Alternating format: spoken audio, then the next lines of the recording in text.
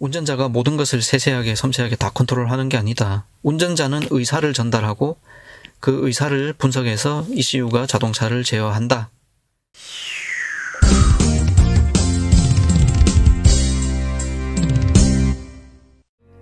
행운의 구독자 여러분, 안녕하세요. 럭키세븐입니다. 오늘은 자동차 급발진에 대한 럭키세븐의 생각이라는 주제로 한번 이야기를 해보겠습니다. 어찌 보면 이제 조금 민감한 주제일 수도 있기 때문에 불필요한 오해가 생기지 않았으면 좋겠습니다 하는 마음을 먼저 남기면서 이야기를 시작하겠습니다. 그러니까 지금 제 차가 뭐 급발진이 있다거나 그런 얘기 전혀 아니고요. 이 회사 차가 좋다 나쁘다 그런 얘기 하려는 거 절대 아닙니다.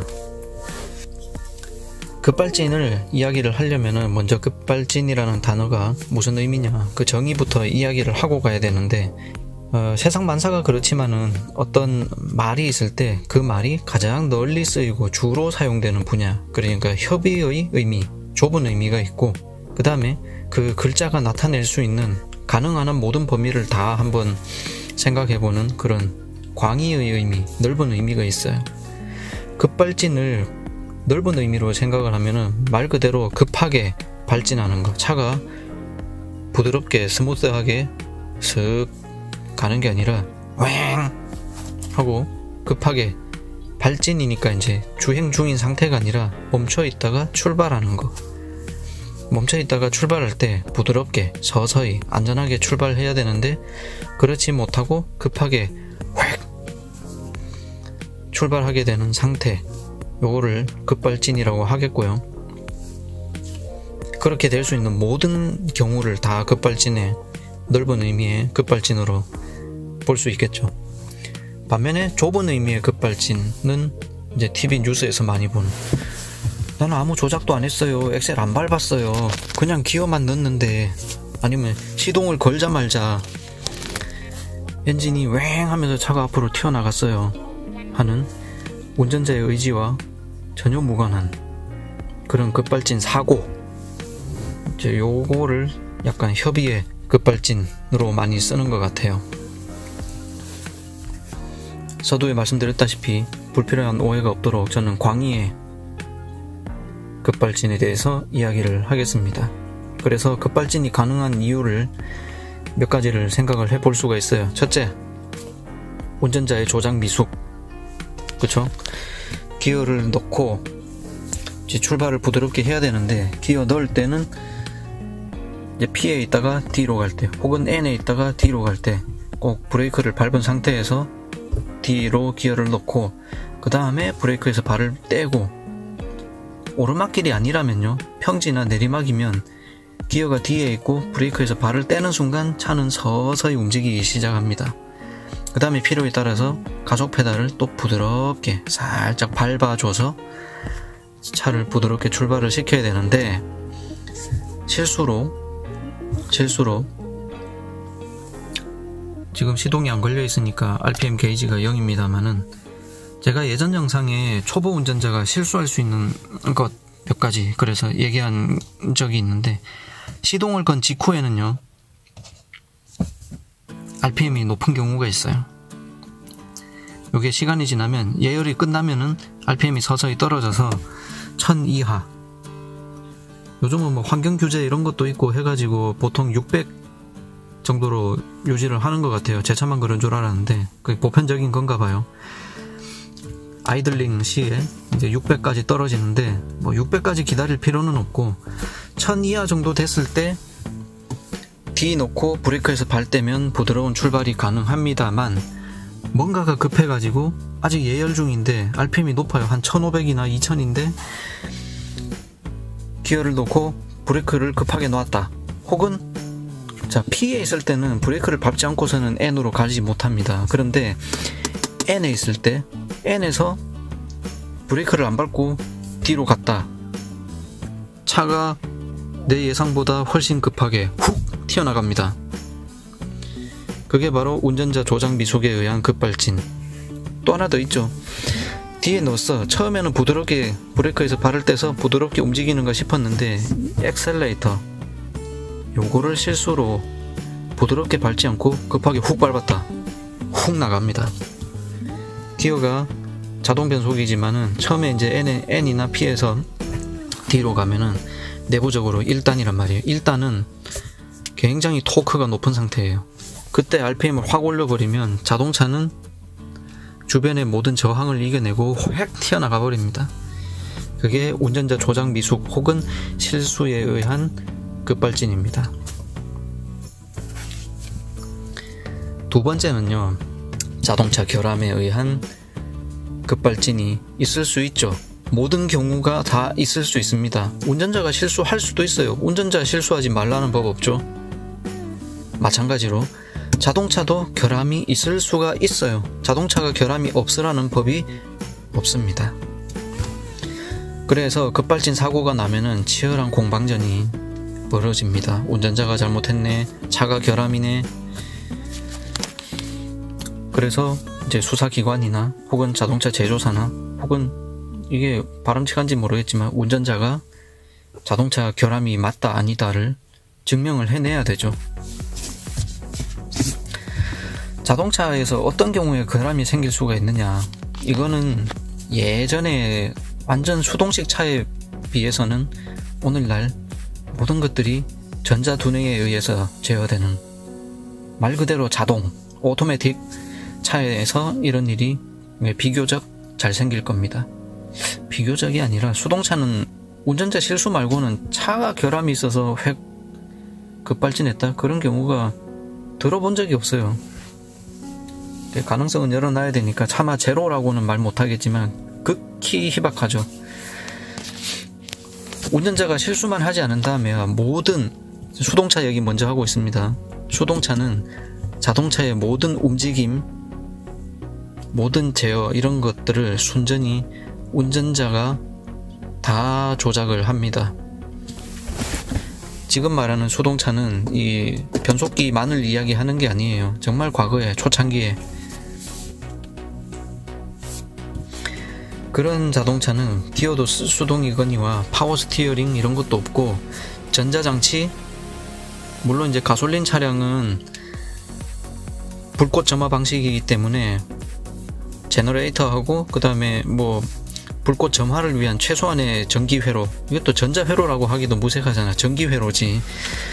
최소한의 전기회로가 있을지언정 자동차를 정밀 컨트롤하기 위한 그런 전자장치가 없던 시절에는 조향, 변속, 그 다음에 이 엔진에 투입하는 연료 분사량 조절, 그 다음에 제동 조절, 100% 운전자의 조작에 의해서 움직입니다. 비유가 좀 그렇긴 한데 지금 뭐 마땅한 게 없으니까 여기 있는 우산을 들어 올린다고 쳤을 때 제가 제 힘으로 우산을 들어 올리는 거, 이건 100% 수동이죠. 누가 뭐래도. 그런데 오늘날의 자동차는 그렇게 작동하지 않습니다. 제가 이거를 밟는다고 해서 이 엑셀 페달이 기계적으로 연료 공급을 위한 그런 연료 분사 노즐, 밸브 그런 것에 기계적으로 연결되어 있지 않습니다. 브레이크, 요거는 안전상의 이유 때문에 기계적으로도 연결이 돼 있을 거예요. 그런데 거기에 사이드로 보조로 전자회로가 같이 있을 거예요. 조향도 마찬가지죠. 이게 이제 바퀴 소리 들리죠? 돌리면 돌아가요. 그러니까 기계적인 결합이 있어요. 그 바퀴를 움직이는 조향 장치랑 이 핸들은 기계적인 연결, 링크가 있지만 거기에 곁다리로 이제 파워 스티어링을 위한 보조 장치들이 들어가요. 그래서 핸들이나 브레이크는 지금 얘기하기가 약간 애매한 구석이 있지만 그렇다고 완전 얘기 못할 것도 없습니다. 아무튼 제일 지금 좋은 예가 이거예요. 이거 옛날에 100% 수동식 차량은 엑셀러레이터가 말 그대로 밸브죠. 밸브. 엔진으로 들어가는 그 혼합기의 양을 조절할 수 있는 밸브예요. 밸브. 스로틀 밸브, 그죠? 트로틀 밸브. 이거 자체가 스로틀 밸브인데 오늘날의 차는 그렇지 않단 말이에요. 이게 뭐 아까 이제 비유를 했을 때 이거는 뭐에 비유하냐면은 손짓만 하는 거예요. 야, 올라가라. 올라갈 리가 없겠지만 이렇게 하면은 얘가 알아듣고 붕 떠오르는 그런 거예요. 그 역할을 누가 해주냐? 차 안에 있는 ECU라고 하는 그 쉬운 말로 번역하면 전자 두뇌 정도 됩니다. 전자 제어 장치, 일렉트로닉 컨트롤 유닛, ECU. 컴퓨터예요, 컴퓨터. 쉽게 말해서. 컴퓨터가 모든 정보를 센싱을 합니다. 운전자가 지금 가속 페달을 얼마만한 압력으로 밟았네. 핸들도 이제 계산을 해요. 이게 전혀 얘기가 불가능하지 않다는 게. 자, 요만큼 꺾었을 때 이 조향축에 가해지는 토크가 얼마다. 토크가 작으면은 조향 모터를 적게 움직이고, 토크가 크다 그러면은 토크가 왜 커요? 바퀴가 움직이는 게 지금 제가 핸들 돌리는 걸 못 따라가니까 제가 돌리는 거를 얘가 비트는 힘으로 이제 받아들이는 거잖아요. 그러면 그 토크가 커진 만큼 조향 모터를 더 세게 돌려서 빨리 바퀴를 움직여주는 거죠. 그러면 운전자는 큰 힘을 들이지 않고 쉽게 조향이 되는 거예요. 자, 그런 것처럼 ECU가 다 센싱을 하고 판단을 해요. 현재 바퀴가 타이어의 공기 압력은 얼마고, 자동차의 지금 기울기가 얼마고, 주변의 온도가 얼마고, 현재 속도가 얼마고, 엔진 RPM이 얼마며, 기어 상태는 뭐고, 페달의 상태가 어떻고, 운전자가 지금 어떤 조작을 하고 있고, 그런 모든 정보를 종합적으로 센싱하고 판단해가지고 연료 분사량도 최적으로 결정하고, 변속 타이밍도 최적으로 결정하고. 이게 뒤에만 놓으면요, 기어가 2단, 3단, 4단, 5단 알아서 올라가잖아요. 그러니까 이걸 마찬가지예요. 너 알아서 올라가. 다른 말로 하면은 말로 명령하는 거랑 비슷해요. 이거 또 잡설이 길어지는데 제 채널이 원래 그런 거니까 뭐 어쩔 수 없습니다. 옛날에 강전과 약전 이야기를 하면서 약전이 강전을 다스린다 라는 표현을 제가 한 적이 있어요. 과거에 기계 작동하는 것들은 꾹 눌러야 작동하는 스위치, 혹은 딸깍 해야 고정되는 스위치, 그런 건데, 요즘은 원터치 버튼들, 그죠? 심지어는 터치, 이런 게 아무런 전력이 없어요. 그냥 신호만 주는 거란 말이에요. 신호. 힘이 들어가지 않는, 신호로서 작용하는 모든 컨트롤이 오늘날 그렇게 이루어지고 있죠. 그러니까 이것도 신호예요. 신호. 제가 직접 컨트롤 하는 게 아니고 ECU한테 신호를 주는 거예요. 내가 이만큼 가속하고 싶다 라는 신호를 전달하는 건데, 그러니까 명령 체계가 이제 나왔죠. 운전자와 자동차 사이에 중간 매개체가 있어요. ECU라고 하는 게. 요 ECU가 운전자의 명령을 받아들이고 자동차의 상태를 판단해서 차를 제어하는, 요런 시스템이 현대의 자동차 시스템이란 말인데, 그러면 예상이 되죠. 자동차의 결함에서 가장 중요한 부위를 차지하는 게 뭐냐? 물론 기계적인 결함도 있을 수 있지만, 이거 ECU가 고장나면 정말로 치명적인 상황이 됩니다. 그때를 대비해서 이런 조향이나 제동은 기계적인 링크가 살아있는 거예요. ECU가 고장나도 멈추고 싶을 때 멈출 수 있어야 되잖아. ECU가 고장나도 피해야만 한 상황일 때는 피할 수 있어야 되잖아요. 그래서 이것들은 링크가 남아있지만 이런 거는 남겨둘 필요가 없죠. ECU가 고장나면 차를 더 이상 가속시키면 안 되겠죠. 그래서 ECU가 뭔가 잘못된 판단을 해서, 아예 또 일을 안 하면 모르겠는데 잘못된 판단을 해서 나는 부드럽게 출발하라고 시켰는데 얘가 자동차한테 엉뚱한 명령을 내릴 수가 있겠죠. 고장이 나면, 오작동을 하면. 그러면 운전자의 의지와 무관하게 엔진에 과다한 연료를 투입한다든가 해서 RPM이 올라가고, 심지어는 이제 기어도 보세요. 이것도 약간 기계적인 링크와 전자적인 보조 시스템이 같이 결합된 형태일 것 같기는 한데 모르겠어요. 나는 기어를 안 넣었는데 뭐 차가 굴러갔다든가 뭐 그런 일까지 있는지는 모르겠지만, 요즘 전기 자동차 있죠. 그런 거는 이런 스틱도 없잖아. 아까 얘기했던 터치식 버튼이란 말이에요. 혹은 이제 원터치 버튼. 주차할래? 주행할래? 후진할래? 띡띡띡. 그런 거는 기계적인 링크가 전혀 없잖아요. 이거는 오작동 해버리면 내 의지와 전혀 상관없이 굴러갈 수가 있겠죠. 그래서 전장용 반도체들은 일반 가전제품용 반도체에 비해서 훨씬 내구성이 좋고 견고한 그런 거를 쓰지만, 그럼에도 불구하고 오작동의 여지가 제로라고 누가 감히 보장을 할 수가 있느냐. 여름철에 자동차 안의 온도는 라이터를 폭발시킬 만큼 올라가기도 하죠. 80도 이상이 돼서 막, 옛날에 그런 거 본 것 같은데, 본닛에다가 계란을 깨가지고 후라이가 되는 그런 것도 봤고, 자동차 안에서 뭐가 폭발하는 거, 그렇게 뜨거워지면 컴퓨터도 열받으면 막 맛이 가고 블루스크린 뜨고 다운되고 그러는데, 얘가 그러지 말라는 법이 있느냐. 과열, 그 다음에 오조작, 그 다음에 요즘 주변에 전자파 간섭을 일으킬 만한 것들이 점차 늘어나고 있어요. 이런 블루투스 기기들, 핸드폰, 각종 전자장비, 노이즈를 유발할 수 있는 것들, 그런 것들에 의해서 전자기 간섭에 의해서 ECU가 오작동을 할 가능성도 있고, 그렇게 해서 ECU가 고장이 나거나 오작동을 해버리면 급발진 사고가 날 수가 있겠죠. 그래서 오늘 이야기의 핵심은 제가 ECU를 좀 이야기를 하고 싶었어요. 오늘날의 자동차는 운전자가 모든 것을 세세하게 섬세하게 다 컨트롤하는 게 아니다. 운전자는 의사를 전달하고 그 의사를 분석해서 ECU가 자동차를 제어한다. 요게 메인인데, 요때 ECU가 잘못 작동하면 메신저죠. 일종의 메신저가 제멋대로 굴면 큰일이 난다. 그런 이야기를 할 건데, 제일 좋은 사례가 급발진 사고이기 때문에 급발진을 화두로 던지고 이 이야기를 했습니다.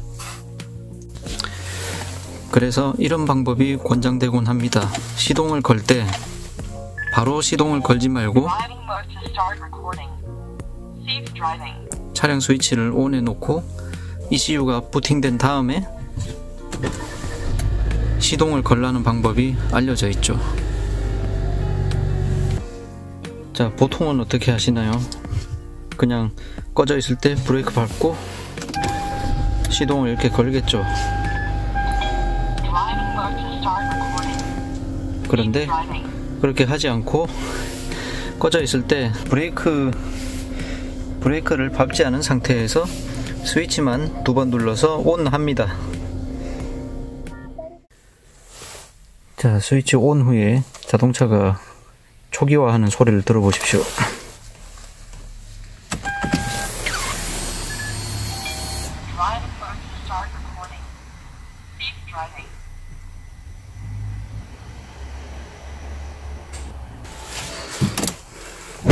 들으셨습니까? 뭔가 징 하다가 딸깍 하고 릴레이가 작동한 소리가 들리죠. 이런 초기화가 끝난 후에 시동을 거는 것이 가장 완벽하겠죠. 그런데 다른 관점에서 보면은, 제가 만약에 제조사라면요, 좋습니다. 그런 초기화가 없이 시동을 거는 게 정말로 위험하다면요, 한 방에 시동이 걸리게 정말로 그대로 냅뒀을까요? 그렇게 만들었을까요? 절대로 그렇게 못할 거라고 생각합니다. 그냥 시동 걸 때 단번에 브레이크 밟고 시동 거는 게 가능하다는 것은 그렇게 걸어도 된다 라고 볼 수도 있는 거죠.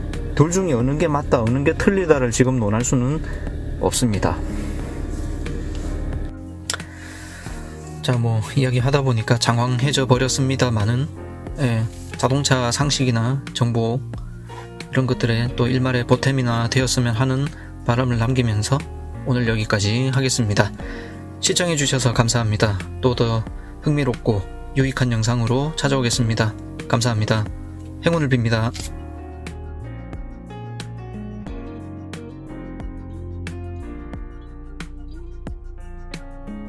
자, 재미있는 현상 하나 보여드릴게요. RPM이 빵이죠. 시동이 꺼져 있습니다. 그런데 새끼손가락 하나로 핸들이 돌아가죠. EPS 경고등이 들어와 있긴 한데 파워 스티어링이 살아있어요 지금.